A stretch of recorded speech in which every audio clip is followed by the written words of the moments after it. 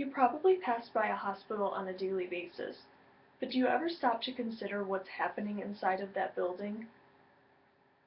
Of course, doctors and nurses are working together to treat sick and injured patients, but there's another very important aspect of the hospital that we don't stop to consider, and that is the emotions that the hospital staff, patients, and their families experience.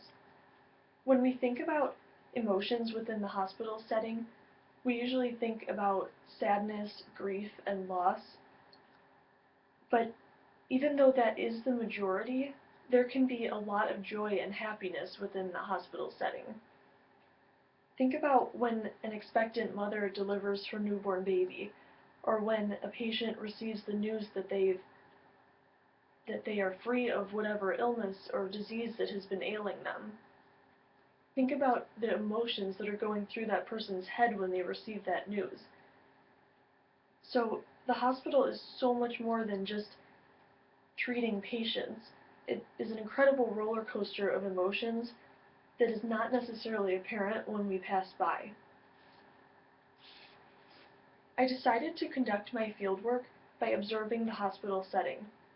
I spent time in the lobby watching how hospital staff and patients were interacting and taking notes on some of the things I saw and heard. By spending time in the lobby of the hospital, I was able to see more emotions than I ever expected to see in my time that I spent there. Not only from the patients and families, but also from the hospital staff. I also learned the importance of primary research during my observations because I realized that there is no way that anyone would have been able to describe to me what I experienced while I was observing these things firsthand.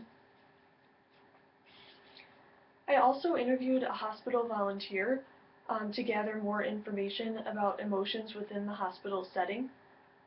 The volunteer, Dave, has been a part of the dog therapy program at Delnor Hospital for about 5 years, and he has experienced a countless number of emotions in the time that he has been volunteering. He described how many people are happy to see him with his therapy dog, Cody, and the smile that it brings to everyone's faces when they come walking down the hallway. He told me that it's such a great way for hospital staff and for patients to be relieved of some of the stress and anxiety that they experience while they're in the hospital. It helps them have a break from their job for a while to regroup and enjoy spending some time with Dave and Cody.